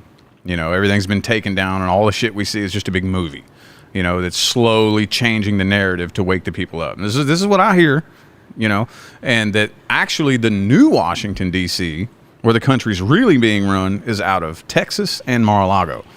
But mainly Texas is going to be the new headquarters of the Constitutional Republic. That's what I've heard. That's the tale in the truth community. I believe it. I mean, you never know. I mean, Venus was retrograde in Leo when the War of 1812 happened, and the day Venus went direct, that was when the White House burned and Washington's picture was saved. So we just went through that. Then, of course, looking at Texas, the Alamo in the early 1800s, and how there was that whole stand for the Alamo. There's definitely some sort of stand happening, I feel, which, again, is kind of like this card that kind of makes things kind of stop the flow. Where's everything going? I mean, remember that Washington took his first inauguration in New York City on Wall Street. That's where the first Congress is. There was no Washington, D.C. So the country's been in New York, that the federal government, then it moved to Washington, D.C., where Washington himself laid the first slab, the Mason slab of the Congress and the Capitol building. And then, of course, he died before everything was all fully done in Washington. But I wouldn't be surprised. This country also split off, and then it was in Virginia, of course, where they had the fucking Confederate states, right? That was using the old, not the Constitution, but the old Articles of Confederation that was pre the Constitution, to try and claim for slavery, which was really fucking gnarly. So I wouldn't be surprised if things like that move. I said on my Washington, D.C. tour in 2018 that the chart of Washington, D.C. is worse off than the chart of America. So. Yeah, it wouldn't surprise me. You know, and that's where things are really weird right now. Washington is not a really nice place to go. I don't think people are doing tours there anymore. You know what I mean? No, because again, another firm belief that I hold from the things that I've heard in the truth community is that the White House was shut down. Joe Biden never set foot in the White House. Right. They boarded it up, and they put that big gate around it, that wall around it, and they used it for military tribunals. Yeah. I believe that. And I mean, I could be wrong on this. Correct me if I am wrong, but it has been made pretty public knowledge that where Joe Biden does his speeches and whatnot is on a stage. Yes, and it was done the weekend prior to the Tuesday he took the inauguration. It was supposed to be his dry run, right? Like his trial run. Then he claimed, no, I'm not going to do it. But it was filmed on that weekend. Yeah. Right? Yeah. And he said he didn't do it, but he did because the sun is out and all that shit. But then they switched to it and there was no sun that whole time. Yeah. Right? Mm-hmm. Then they had all the camera people so far back that you can't really tell what the fuck. It's just like a stage actor kind of, they're all just there playing the thing. But there's 20,000 troops around the whole fucking Capitol. Yeah, and then right? and then the 3-gun salute, which we've never seen in any presidential history. When that's in Arlington Cemetery, like that, there's a foreign entity entering into the cemetery with whether it's Trump, Obama, it's 4-gun salute, boom, boom, boom, boom, and this 3-gun. They do a dud at first, and they did the same dud. Mm-hmm.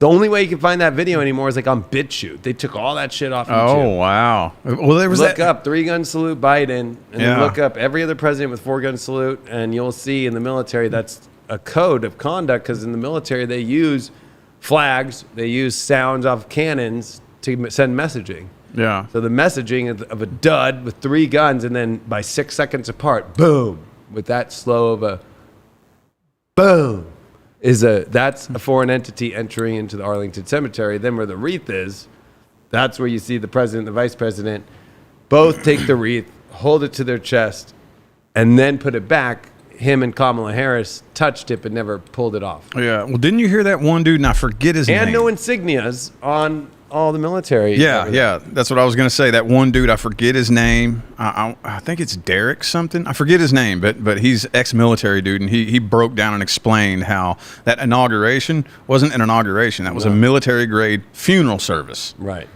And all the insignias were wrong. The uniforms didn't fit. I know. I was in the military too. I remember watching and being like, what the fuck is this? That's not fucking what you get when you fucking join. That's not what you get fucking at the fucking commissary. Like, that's not what you get. Yeah, everything was off. The gun salute was off. The song that they played was off. The insignias were off. Yes. The clothes that the soldiers were wearing didn't even fit right. The pea coats were with no insignias. There was no insignias on the hats either. Yeah. No celebrity, no ribbons of your decorated service either. Mm-hmm.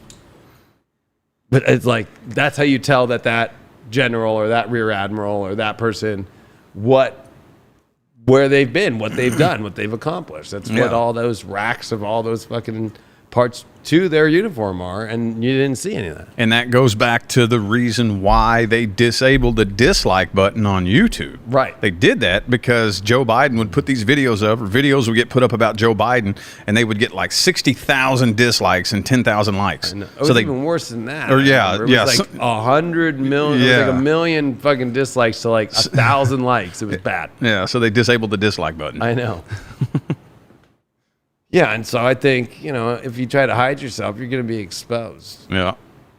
And if you want that 3-gun salute, look it up and then look in your military. Well, for me, I've got, what is it called? When I was in the Navy, I've got the book here by, it's my something jacket. I forgot.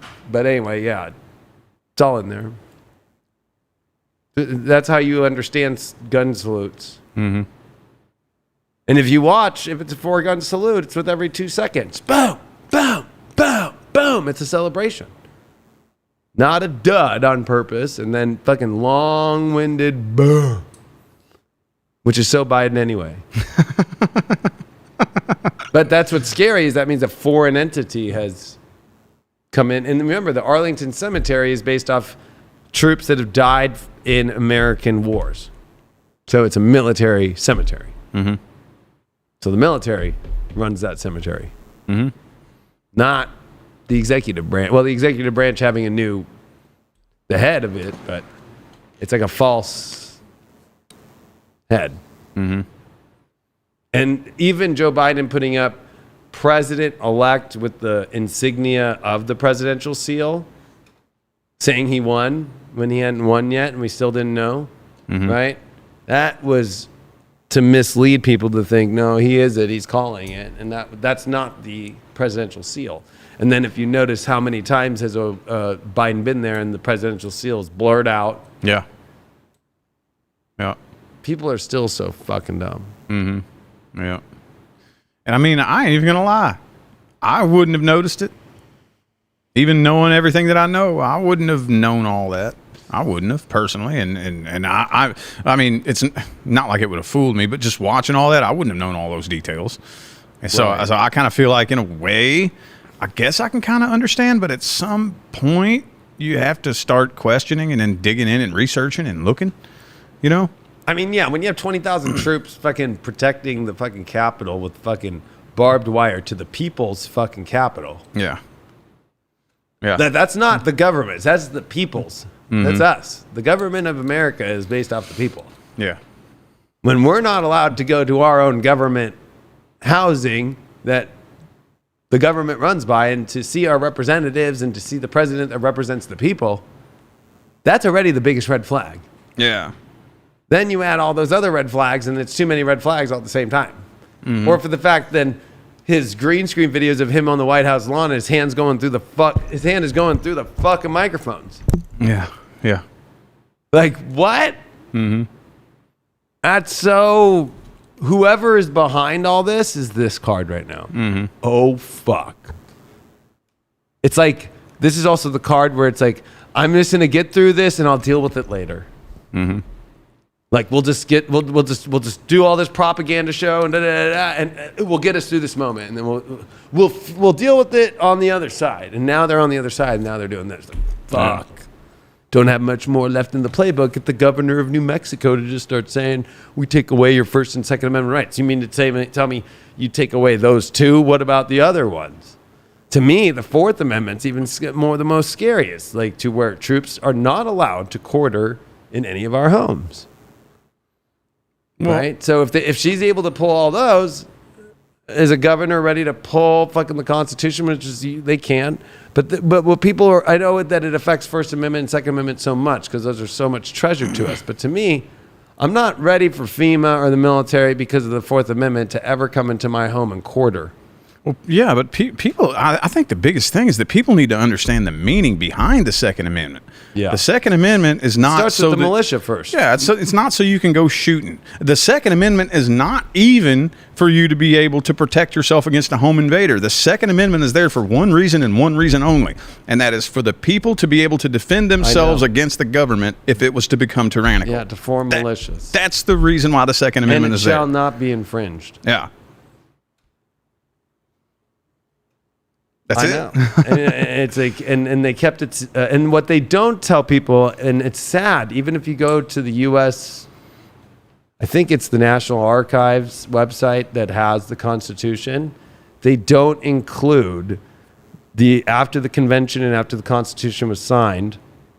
They don't include that those Bill of Rights had up until the year of 1800 to be changed. So after 1787 and all the debates, and after we got the Constitution, right? It was like, all right, now up until the year 1800, if anybody wants to change any of this shit, they can. We got to 1800, nothing happened. So nobody can change any of those Bill of Rights. Those first 10 amendments, they can't be changed. Ever. They made it permanent. Now, if you have my old Federalist book, it says all that because it's from the 1800s, right? It's like, okay, yeah, it's pretty clear. But on the website, they don't show that to people. Yeah. So they make all these crazy lefty fucking Planned Parenthood fucking balloon people think that those can be changed. Yeah. They can't. Or Jon Stewart on his show now on Apple coming out and trying to hit the Second Amendment and saying we need to change it when he won't state can't be changed. It's illegal. It will never, not even, if you get a majority of states to form a convention to change amendments in the Constitution or add them, you can do that. You don't have to use the Congress. You can get, we have 50 states, so you have to get 34 states to 35 states, might be 37, to get to that amount to agree to a convention through the governor and do all that, and especially through the legislatures to agree. And if they do a convention and they all agree to change an amendment, but we can't change the ones that were locked in since 1800, but you can add an amendment, you can do whatever and not have to go through the House of Representatives, not go through the executive branch, and miss all that. So we always have that power of the people, but we are too afraid to do that. So when somebody is in here being like, I'm just not going to show myself and wear a mask, well, that's not going to help us sway the people to all rise up and to all get our state representatives to agree to a convention in all of our states and make amendments that say you can never infringe on any constitutional right. You can never take away the health decisions of individuals ever. And start making some amendments that can never be changed that always guarantee the rights that get into those gray spaces. Well, what they're going to do is they're going to keep pushing and applying pressure until the people do stand up. That's what people don't understand. Like I said, I'll revert back every single time to that everything that's happening right now is being very, very cautiously controlled by the good side. That does not mean that nothing bad will happen. Bad things will be allowed to happen. But what the good side is doing is they're applying pressure and applying pressure and applying pressure. And they're going to keep applying fucking pressure until the people snap. That's what they're doing. They're trying to get the people to snap. They're trying to get the people to rise up and snap against the government. And it doesn't have to be that hard. We don't have to go through much. If everybody would just wake up tomorrow morning and squeeze really hard and pop their heads out of their asses and wake up, we wouldn't have to go through any of this shit. But that's not what everybody's wanting to do. So they're going to keep applying pressure. They're going to keep threatening us. They're going to keep putting fear out there. They're going to keep pulling all this bullshit. And it's going to get heavier and heavier and heavier until the people fucking have enough and snap. And who knows what the hell we'll have to go through to get to that point, you know? Yeah, and I think people are worried about people rising up. I'm more worried about people not rising up. Me too. That's what I'm saying. Yeah. And I think that's where this card can be your worst enemy. Mm-hmm. Because it'd be like if you had a hemorrhoid, which if you're a real motherfucker, you've had a hemorrhoid, being afraid to take a poop and always holding it in for the rest of your life. So I used to say on Deep Love Tarot as a joke, I'd be like, girls used to watch the show and I'd pull for them and this card come in and be like, the dude's probably got a hemorrhoid. That's why he's kind of acting a little weird. That's why he's in the bathroom a little longer. That's a very interesting analogy. Like they make wipes now. Preparation H wipes. Yeah. All natural. But that's a funny way to look at it.